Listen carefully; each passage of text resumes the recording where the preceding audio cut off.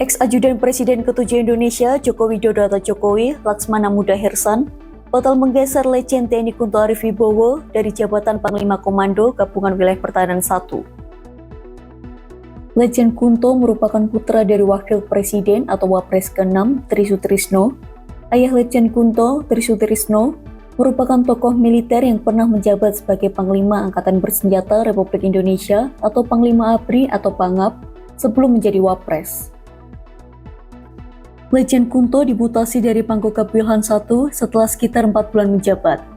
Mutasi Letjen Kunto terjadi setelah Tri Sutrisno dan para purnawirawan yang tergabung dalam Forum Purnawirawan TNI Polri merekomendasikan pencopotan atau penggantian Wapres Gibran Rakabuming Raka. Kapuspen TNI Brigjen TNI Christo Mesianturi mengakui batalnya mutasi Letjen Kunto Arif Wibowo karena masalah gerbong. Dijelaskan, karena ada rangkaian gerbong Kunto Arif Wibowo yang seharusnya digeser belum bisa dilakukan penggeseran saat ini. Oleh karena itu, mutasi Letjen Kunto dibatalkan oleh Panglima TNI Jenderal Agus Subianto.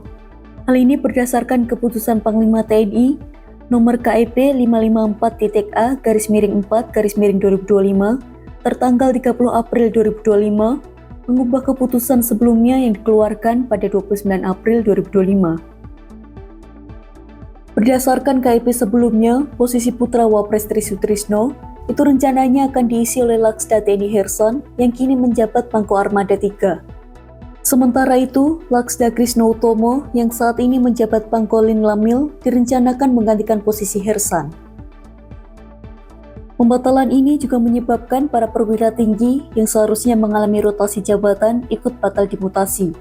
Christo May menjelaskan bahwa perubahan tersebut memengaruhi sejumlah perwira tinggi yang seharusnya ikut bergeser dalam satu rangkaian mutasi.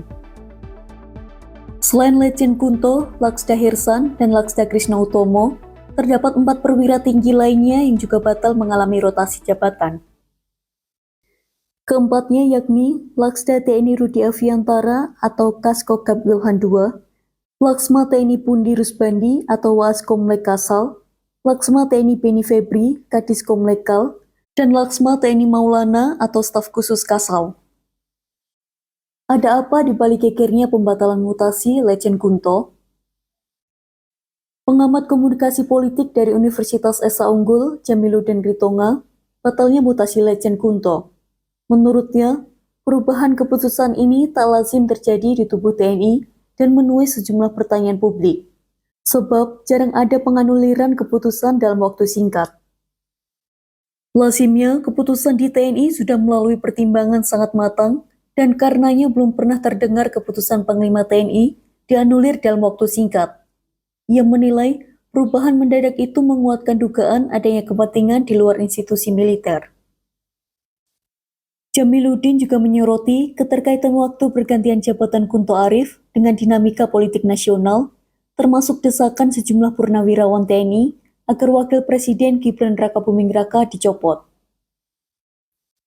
Ia mengatakan spekulasi pun berkembang bahwa pembatalan mutasi Kunto Arif bisa berkaitan dengan intervensi Presiden Prabowo Subianto. Jamiluddin menekankan bahwa hanya Presiden sebagai Panglima tertinggi yang memiliki kewenangan untuk menganulir keputusan Panglima TNI. Anggota Komisi 1 DPR Tubagus Hasanuddin menyoroti pembatalan mutasi Letjen Kunto.